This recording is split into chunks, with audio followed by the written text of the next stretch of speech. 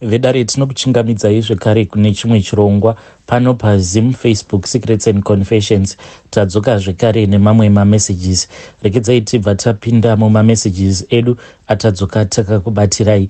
Message edu yekutanga yakamira sekudai so: hanzi makadii zvenyu mukomanashi, ndinokumbirawo kuti munge muchindiposterawo nyaya yangu makavikawo chitupa changu. Ininiwo mukoma ndinobatawo basa raMwari, but ndinobata basa raMwari ndiri kuchechi yeMasowe. Ndinorangarira kuti mugore ra2014 muna December mukunda wangu ainge aenda kuSouth Africa. Akati ariko kuSouth Africa ikoko akangonogarako ndingangoti kwemavhiki mashomanana ndokubva azodzoka kuZimbabwe. Zvinhu zvekuti tainge tisitomborina kana kutombogara tazvitarisira kuti Mwari vangakwanisa kumuzarurira madhoo nenzira dzakadaro. Mukunda wangu uyu ainge achigara naMuchembere, akagara naMuchembere ndingangoti kuda kwe3 months mushure mekunge anetsana nemurume wake. Murume wake iye ainge achiti ainge achida kuwana zvekare umwe mudzimai wechinumber 2. Saka mukunda akabva azoti kwandiri iye ainge asingazvikwanise izvozvo. Akati ataura nesu akati, vana mukoma, inini zvekuti ndinge ndichiiswa pabarika handizvikwanisi, saka ndiri kukumbirawo kuti muge muchinditsvakirawo mari ndogara hangu naMuchembere, ndichichengeta Muchembere zvekare ndichigara nevana vangu naMuchembere. Tikabva tati kana zvirizvo zvawasarudza hapana hapo chakaipa. Ndokubva azoenda akabva azonogara naMuchembere. Vakati vagere ikoko ndipo patakabva tazofonerwa naMuchembere vachiti iye mukunda wangu uyu ainge achitsvaka mari yekuti aende kuSouth Africa. This was somewhere around munana November. So panguva yacho iyoyo zvinhu zvainge zvakati womei. Then takazoti tawana mari, it was at the end of November tichinonopinda muna December. Mukunda wangu ndopa takazomuwanira mari ndokubva azopinda mubhazi akaenda kuSouth Africa. Akazoti achinonosvika ikoko zvino ndokubva azodzoka. Akadzoka mwanasikana akagukuchira zvekuti takati tichinomugamuchira kudai ainge aine magroceries ose aunokwanisa kungofunga nezvawo zvainge zviripo pamagroceries iwawo. Aiwa, Christmas iyoyo takafara chaizvo. Saka takabva tazomubvunza kuti ko basa iri raainge awana nekukasika kudai iro richimubhadhara kudaro rainge riri basa rei. Ndipo paakazoti, vana mukoma, kuti inini ndinge ndichikuvanzirai ndinoona kuti hazviiti, saka ndasarudza kuti ndinge ndichingokuudzai chokwadi changu, chokwadi chandiinacho, kuitira kuti mune ramangwana kana mukazonzwa zvichinzi kuJoni uko ndarohwa, ndinini kuJoni ikoko ndakawana umwe murume uyo wandava kugara naye. Saka vana bhudhi, garai maziva kuti kana mukazonzwa ndava kuridza mhere ichibva nekuJoni, zivai kuti inini munhu wandava kugara naye anonzi Ndingi. Saka iye mukunda akabva azotanga kutiratidza mafoni, ende ainge atotengerwa foni yakanakisisa nemurume wake uyo waainge awana kuJoni. Saka mukuzonotaura manje naMuchembere, mushure mekunge iye mukunda wangu uyu adzokera kuSouth Africa, Muchembere ndopavakabva vazoti kwandiri, ndinozviziva mwana wangu kuti n'anga haikwanisi kuzvirapa, asi tarira uone kuti muzvadzi yako achangobuda mumarriage. Saka kuJoni uko ndakanzwa kuti kuzere varume matsotsi vasingadi kuroora. Wadii wangoitira mukunda wako uyu munamato wekuti akwanisewo kugara mumarriage, nekuti zvinhu zvinorwadza kungoona mwana wako achingotenderera nenyika achidzungaidzwa navo varume ava. Handidi kuti mune ramangwana iye azodzoka pano akagukuchira zvekare chimwe chana chinenge chisina baba. Ndinodawo kuti ndinge ndichiziva kuti ndine mukwasha anokwanisa kundichengeta. Takabva tatotanga kutoseka paya naMuchembere, nekuti Muchembere vainge vachiti, mwanangu, ita minamato yekuti tikwanise kutengerwa shuga naye mukwasha uyu, nekuti iye mukunda wangu uyu achinotaura ainge achiti murume wacho uyo waainge achigara naye, aiwa, ainge ari munhu ainge aine kabasa kake kainge kakanaka, aisava nebasa rekuti rinoshamisira, but munhu ainge akadiwa zvekare nekutrustiwa nevarungu vake avo vaainge achishandira. So zvakazoitika mukoma ndezvekuti ndakazoti ndadzokera kumba ndokubva ndatora zvinhu zvangu zvandinoshandisa kana ndichigadzirira vanhu minamato yavo, ndokubva ndatanga kushandira hanzvadzi yangu iya. Zvino shoko rakazoti raburuka richibva kudenga, shoko rikabva rati minamato iyi kuti inge ichisimbiswa panenge pachida kana chipfeko chemukwasha wangu uyo ainge ava kugara nemukunda wangu. Ndakabva ndakataura nehanzvadzi yangu apo payainge ichiriko kumusha kuSouth Africa ikoko mushure mekunge saka ndakabva ndazotaura nehanzvadzi yangu ndikaiudza kuti ndati ndichinamata, then ndabva ndazoudzwa kuti pari kudiwa at least chipfeko chemurume wako, handizivi kuti tingazvifambisa sei. Iye akabva ati bhudhi, zvakanakai, inini zvandava kuita chizamai kuti ikoko mogadzira sort of like an emergency kuitira kuti iye ange achindipa mari. Panguva yacho iyoyo akandiudza achiti murume wacho ainge aine kamari kake kaainge akasevha achiti ainge achida kutenga motikari. Saka ndakabva ndati saka kana patori nemari yekuti iye ari kuda kutenga motikari, chimira manje ndichiita minamato yekuti mari yacho yose iyoyo unge uchizouya nayo. Ndo zvatakabva tazoita ipapo. Mukoma ndakakwira mugomo, ndofunga kuti ndakaita vhiki rose ndirimo mugomo imomo. Ndairarama nekungodya mandire dziya nekunwa mvura, ndichinamata kuna Mwari ndichiti Mwari pinduraiwo minamato yangu, nekuti apa painge pataurwa zvokunzi murume mumba ainge aine somewhere around 23,000. Iye ainge achiti aida kuti mari iyoyo isvike kuma30, then obva azotsvaka motikari iyo yavanenge vachizoshandisa, nekuti murume ainge achiti anoda kutanga kashopu kehembe. Saka zvose izvi zvinhu tainge tava kuda kuti kana kuri kunzi zvinozoitwa zvinge zvichizoitwa zviri mumaoko emukunda wangu.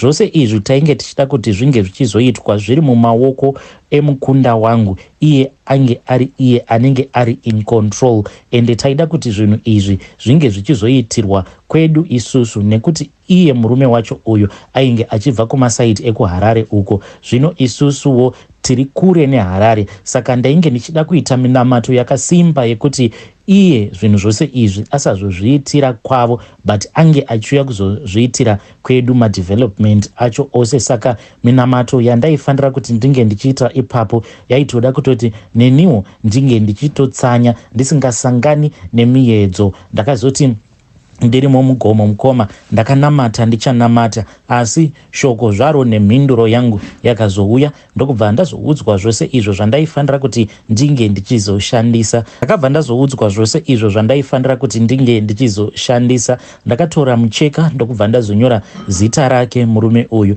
Ndakati ndarinyora zita remukwasha wangu uyu, ndikabva ndazotsvaka kamuhacha kainge kachiri kadiki. Ndokubva ndazoenda ndikabva ndazonosungirira kamucheka kaya ako kandainge ndakanyora zita rake mukwasha uyu, ndokubva ndazongozvisiya mugomo imomo. Saka ndakazoti ndaburuka mukuzonotaura naye mukwasha uyu, zvose zvandainge ndava kumuudza ainge ava under my control. Chose chandaiti ndikataura iye aibva azongozvinzwisisa. Ndakabva ndamuudza ndikati mukwasha, kuno zvinhu hazvisisina kana kumira zvakanaka, kuno kuambuya vako vanokwanisa kungofa any day. Iye akabva ati tsano musadaro, kudenga uko kuna Mwari vanoporesa, ngatirambei tichinamata. Ndikati hongu mukwasha, kunamata tiri kunamata, asi pari kudiwa mari. Ndikabva ndamuti painge pachidiwa mari iyo yainge ichikwana kuita $1,000. Kana kuri kunzi mari iyoyo kana ainayo tainge tichimukumbira semhuri. Then mukwasha akabva abvuma akati zvakanakai.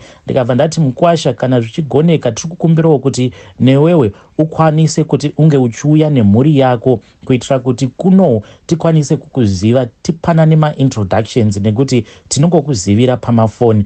Iye akabva ati zvinoita here nhai vanatsano kuti ndinge ndichiuya kuzokuonai tisati taita vanatsvakirai kuno sezvatinoita pachivanhu chedu. Ndikabva ndati aiwa mukwasha, usawara zvako, nekuda kwekuti isusu tinotokuziva ende zvekare tikuda kuti tinge tichikuziva personally. Saka vakabva vazouya vose. Pavakauya vose iye zvake Mukwasha haana kukwanisa kusvika pamusha, ndokubva atanga kugara nasekuru. Chatainge tichida mukomanashe inini naamai ndechekuti ndaida kuti ndikwanise kumunokora tsoka, nekuti shoko rakabva kudenga ndo zvarainge rakandiudza kuti ndaifanira kuti ndinge ndichinokora ivhu apo paanenge atsika. Ndobva ndazozanganisa nemamwe mafuta awo andainge ndanzi ndinge ndichizomatenga. Zvose izvi ndaifanira kuti ndinge ndichizozvipa mukunda wangu kuitira kuti paanozodzokera kumba kwake kuJoni uko ange achinobikira murume wake uyu. So vakazoti vauya ndokubva vazotanga kugara, vakatanga kugara nasekuru. Then pano nepapo isusuwo ndisu taipota tichinovaona pose apa. Iye aingofungidzira kuti amai vainge vari kuchipatara, izvo amai vainge vatori mutano. Vakabva vazotipa mari yakauya yakabatwa nehanzvadzi yangu, ndokubva tatora mari iya tikabva tazogoverana mari iya. Iniwo ndakabva ndazoenda ndokubva ndazonopedzisa chimwe chimba changu icho chainge chanzwa nekungovakwa chichingodhiritswa nemvura nekuda kwekushayika kwemari. Mukoma ndakati ndakwanisawo kubata mari yakati one day inosvikawo kuma 300 and something at once, ndikabva ndaona kuti uyu Mukwasha uyu munhu ainge ari right. Taifanira kuti tinge tichimushandisira mimwe minamato inoita kuti iye arambe achingogara nemukunda wangu. Mukomanashe vakazoti vadzokera kuya kuSouth Africa, ndaingoti kana pakangoitika problem then ndaibva ndazoshandisa minamato yangu iya ndichidzorera mweya wake mumbiya, ndichiitira kuti mwoyo wake usabva pane moyo wemukunda wangu. Asi dambudziko rakazotanga kuitika nderekuti kubva mukunda wangu paakazozviona kuti iye ainge aine simba kudarika murume wake, sezvo inini ndainge ndichishandisira murume wake minamato zvekare ndichimuitira mhiko dzekuti asawana simba pamusoro pemukunda wangu. Vanhukadzi munongovaziva kuti vanhukadzi vagara ivo vakatosikirwa kuti vararame vari pasi pemurume uyo wavanenge vachigara naye panguva yacho iyoyo. Zvino kana pakagara patanga kushanda mishonga, zvinoreva kuti iye munhukadzi ndiye anenge atora position yababa mumba imomo. Saka munhukadzi anobva azotanga kufamba achitsvaka umwe murume wekuti murume iyeye ndiye waanenge ava kurespekta. Ndo zvakazoitanga kuita mukunda wangu mukoma. Ndakambozama kumuonesa kuti iye neminamato yose iyi yandainge ndaitira murume wake haifanira kuti ange achizotorera murume wake advantage, but iye Mukwasha uyu ainge ava kungoti pano nepapo afona, pano nepapo atumidzira message achingoti tsano kuno kuzvinazvina kana kumbomira zvakanaka. Yangu hanzvadzi yainge yava kusakontroleka because yainge yava kuziva kuti kunyangwe ikabuda, kunyangwe ikaenda kupi, painodzoka chete. Mukwasha uyu ainge asina simba, but aingova nesimba rekuti ange achingomugamuchira murume wake uyu nekuda kwemhiko dzandainge ndakavaitira. Mukunda wangu mukoma akatanga kuita zvechihure. Aingoti kana akafunga vana vake kumusha aibva atorongedza bhegi rake, kana mumba muine mari iyo yaanenge abatiswa nemurume wake aibva angotora mari iyoyo. Ndinorangarira nerimwe gore mukunda wangu akangokaruka adzoka kumba. Saka takabva tamubvunza kuti zvinhu izvi zvawaita wawirirana here nemurume wako? Iye akabva ati hongu, zvinhu izvi zvandaita tawirirana. Ende panguva yacho iyoyo mukoma akadzoka kumusha ainge akabata 18,000 cash, apa ainge atotenga magrosari nezvimwewo zvakasiyana siyana. And at that time muchembere pamba painge patoisiswa chigayo. Vainge vabatsirana nekuti iye mukunda ainge ava kushanda zvekare nemurume vachibatsirana, ndokubva vazotenga chigayo. Vakati isusu kuti tinge tichiti every time kana muchembere vakati havana chisevo chekuti vange vachiseva nacho. Apa vainge vachiitira kuti kana kuri kunzi muchembere vakachema vakati sipo yapera, at least vanobva vazongotora pamari iyo yavanenge vachigayisa. Saka ndo zvavainge vakaisira chigayo ichocho. Zvose izvi mukoma takazviitirwa nemukwasha wedu, asi mukunda wangu ainge atopanduka, akapandutswa neJoni mukoma zvekuti isusu ndisu tainge tichiziva kuti zvii zvainge zvichiitika. Dzimwe nguva taizotonzwa achiti abuda asvika kuna naJobek, apa vanhu vekuti vainge vainge vachigara kuna Mpumalanga. Iye Mukwasha manje taizongomunyepera tobva tati no, mukunda wako ari kwakati nekuti manetsana, saka iye atya kuti zvimwe kuda unokwanisa kuzomurova apa muno anenge atori kune imwe province. Dzose nhema idzi tainge tichingoitira kuti tinge tichikavhiridza because Mukwasha uyu shuga chaiyo, shuga ainge achititengera, ainge achitichengeta. Asi mukunda wangu ndakazama kugara naye pasi ndikamuudza kuti zvose izvi zvauri kuita zvakashata. Inini ndakubatsira kuti unge uchikwanisa kupinda mumarriage, kuti unge uchikwanisa kuchengetedza marriage yako. Tarira uone kuti murume wacho wava kumuita sei, chiregedza kuramba uchimuita fuza, nekuti mishonga iyi inozosvika paino expire. Ko kana ikazo expire unofungidzira kuti chii chichazoitika? But iye mukunda wangu aingoti bhudhi, hakuna zvinhu zvakadaro. Ipapo mukomana paakauya nemazigroceries akabata 18,000 kuSouth Africa uko. Mukwasha wedu ndinofunga kuti akazosvikawo pastage yekuti zvakamuremera, ende ndo zvinondirwadza kuti dai zvaigoneka panguva iyoyo paainge achifunga nezvekutora upenyu hwake, ndingadai ndakakwanisa kugara naye. Dai zvaigoneka ndingadai ndakaendako ndakabhururuka ndakanogara naye pasi ndakamuudza kuti upenyu hwemunhu hwakakosha, nekuti iye ndakatombozama kutaura naye ndikamuudza kuti mukunda wako ari kudzoka, but iye akangondipindura akati tsano zvakanyanya. Ndo last message yaakanditumidzira akati tsano zvanyanyisa, handichagoni, pain yandiinayo yakanyanyisa. Dai kwanga kuri kunzi mukunda wenyu dai aida zvemusha neni, kana izvezvi tingadai tiine stendi chaiyo, stendi muHarare, nemari dzose idzi dzandinobata, mari dzose dzandakashandisa pane mukunda wenyu ndo dzinondirwadza tsano. So inini ndakazongoti kwaari, aiwa Mukwasha, chimira titaure mangwana, because foni yangu nayo yainge isisina moto. Ndokubva ndamuti mangwana chaiyo ndiri kuenda kuna Muchembere, then ndobva ndagara pasi nemudzimai wako ndonzwa kuti iye ari kudei. Saka vakazoti votaurirana throughout the night. Wanguwo mukunda mukoma akabva azotanga kusendera mabhomba, achibomba murume wake, because iye panguva yacho ainge azviudza kuti mari iyo yaainge ainayo 18,000 iyi yainge yakawandisisa zvekuti aikwanisa kutotanga rimwe business. Apa nhau yainge iripo ndeyekuti wangu mukunda paakapinda mumarriage iyi tainge takamuti iwewe usazvarira munhu uyu. Saka Mukwasha wedu manje ainge ava kuchipa pressure kune mukunda wedu kuti iwewe ndikuda kuti unge uchindizvarira mwana. Umwe neumwe ainge aine business plan rake, iniwo ndainge ndiine chiplani changu chandaida kuti azondiitira.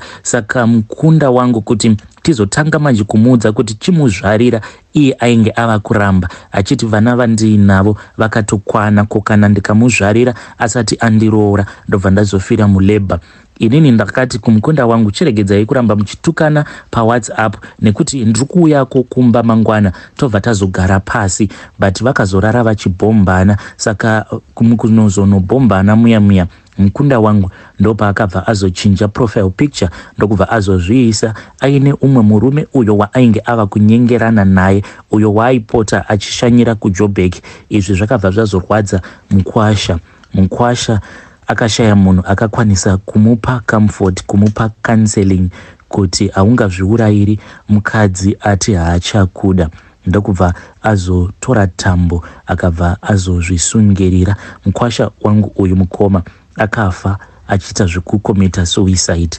Zvose izvi mukoma zvakaitika nanhasi uno, zvinhu zvekuti zvinondirwadza, ende zvakazotosvika pakundibvisa chaipo pana Mwari, zvekuti kunyange ndikada kupfugama so ndinobva ndazvibvunza kuti saka Mwari vanofungei neni, nekuti dai ndisina kana kumbogara ndakapa mukunda wangu simba rose iro randakamupa, zvimwe kuda murume uyu angadai achiri mupenyu, zvimwe kuda nayo mukunda wangu angadai achigere naye murume wake uyu waainge asangana naye kuJoni ikoko. Asi murume uyu akarwadziswa, ende kurwadziwa kuya kwemunhu anenge achishandisirwa minamato kwakatosiyana nelove yekuti inenge isina kushandisirana mipfuwira neminamato mukati. Ndokusaka akabva azozvisungirira mushure mekunge aona mukunda wangu akaisa rimwe profile picture akahagana noumwe murume. Inini mangwana acho makuseni ndakati ndichinovhura WhatsApp yangu ndokubva ndaona kuti